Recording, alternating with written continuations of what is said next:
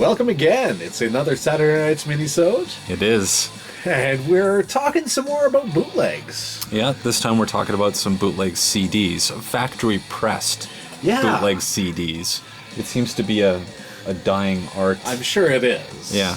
What people usually do these days, I guess, is they just download bootlegs and just keep on their iTunes or whatever else. Yeah, exactly. If you want to get really creative, you'll do something like this and you'll put it on a disc and you'll go to one of the many fine KISS websites and download a cover and print it out. That's what I did with this. See, it's just... There you go. Put a little picture in the inlay there. Oh, the Bandit makes an appearance. That's excellent. And it's a nice cover. It's a really good show, actually. But it's down on the floor, I bet. Yeah. We're not talking about that. We're talking about stuff like this. There you go. Monsters of Rock. This is not from the Monsters of Rock tour, I assume. This is... What is this?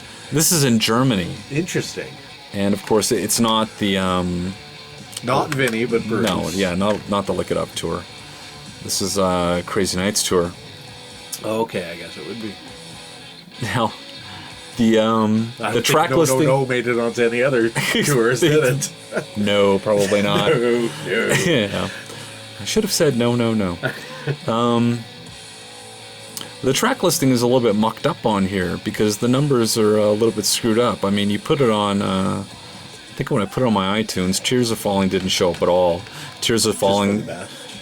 I think this is kind of like mixed into one track because Tears of Falling is actually listed as I Love It Loud when I put it on my iTunes.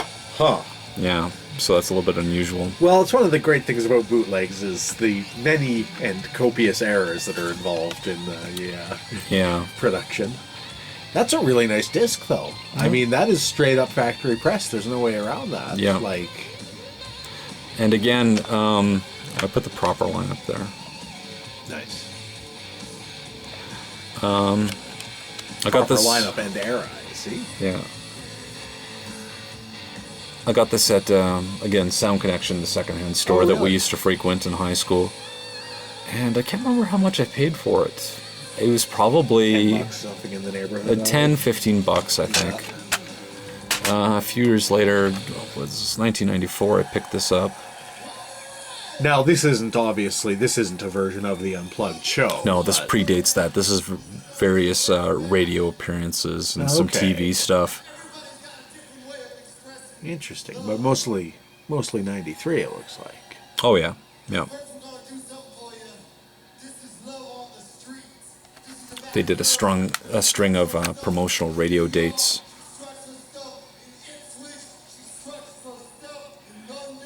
It's pretty cool. Pretty cool liner notes there, actually, but... Butthead. They should wear makeup again. That would be cool. Yeah. Okay, well.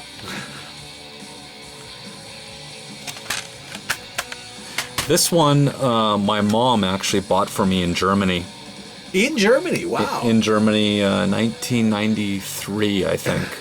And what it actually is, it's one of the club dates. Okay. Now they've reshuffled the set list here because I do have a burnt copy of this concert in the proper order. For some reason on this, they just decided to take all the tracks and shuffle them. Interesting.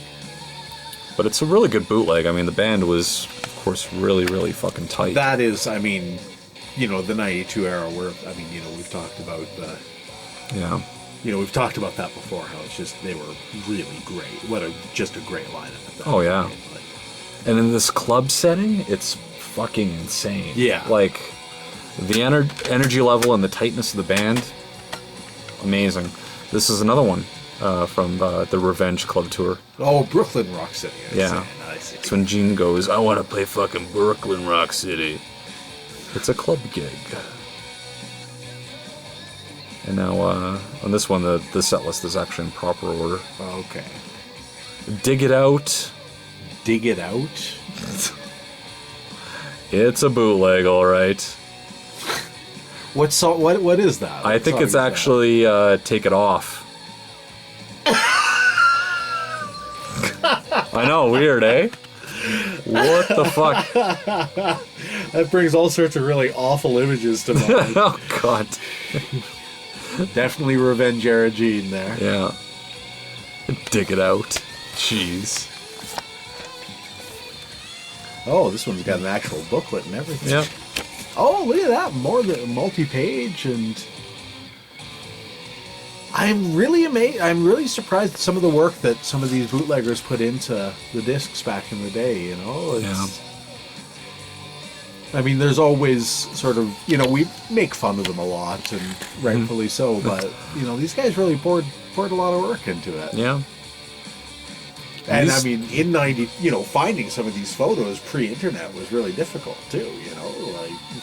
Everything pre-internet was pretty difficult, eh? That's true. God, finding this stuff, I mean, good gravy. I remember back in the day writing letters to KST dealers and getting photocopied fucking catalogs in the mail and writing letters back and forth and making deals. I mean, it was just... a whole different world. Oh, God, yeah. This is what we're listening to right now, isn't it? Hot Licks, yes it is. This is another bootleg from back in the day. I think I got the Sound Connection 19... The cover, it's pretty terrible. I don't know. This is the Animalized European Tour. This is Ipswich. Or is it Ipswich? Ipswich, I believe. Yeah. I'm sure someone in the UK will be able to correct us on that one. Yeah.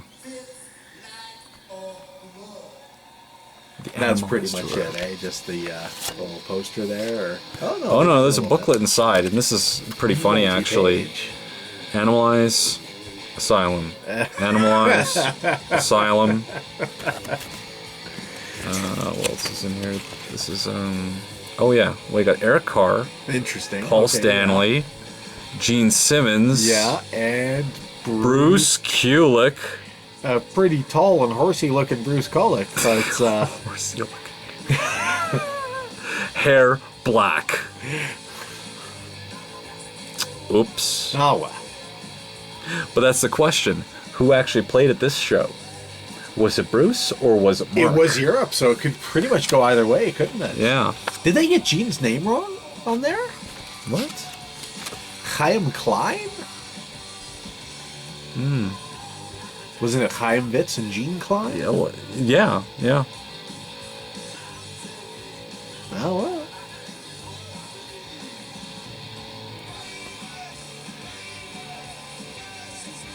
Eric's height isn't listed.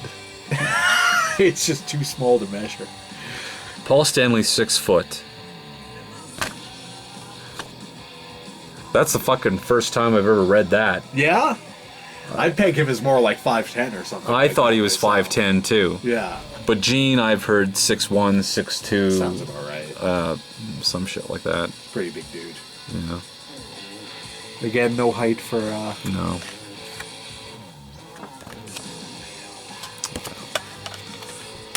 It was mostly Mark in Europe, wasn't it?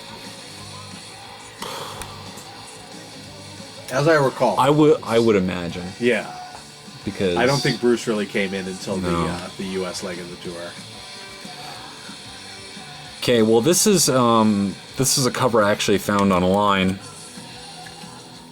and yeah, FDB, but it's a factory pressed CD actually. Ah, of German origin apparently. Yeah, Live USA, which it is not. It's Australian. And this artwork, guys in the UK will recognize it from Kerrang! Magazine.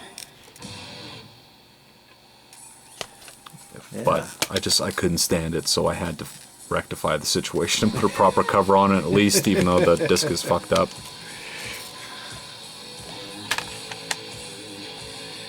So that is from Sydney Showground, yeah. Yeah.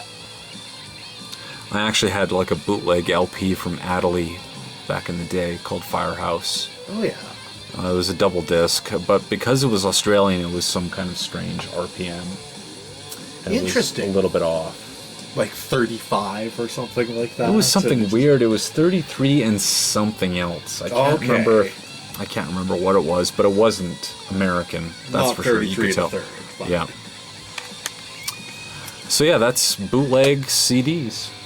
Interesting. I'm sure there's lots more out there, but these are the ones we have access to. Yeah, and I don't know. I don't go looking on eBay for these things very often, and I really don't know how common they are anymore. But I don't imagine you see them that much. No, I would think. But I mean, when they were around, it was pretty cool to find them. Yeah. And yeah, it's like you said at the outset, it's sort of a dying art, the recorded or the physical copy bootleg. yeah. Kiss, outside of the Grateful Dead, Kiss has got to be the most bootlegged band in modern history. You would think. Like, I can't imagine who else would be in the running. I mean, you were always like heavily into Bowie. I mean, how many Bowie bootlegs did you ever find? There were definitely out there. Like, I had a few. I definitely, I've had, I don't know, half a dozen Bowie bootlegs over my lifetime, something like that. Yeah. But nothing like what's available out there that I've seen for Kiss, or, it's ridiculous. I mean... Yeah. Especially the store that we went to, they were popping up all the time. Yeah. Constantly. Yeah. Yeah. I want you. Awesome. All right. Take care. Have a good night.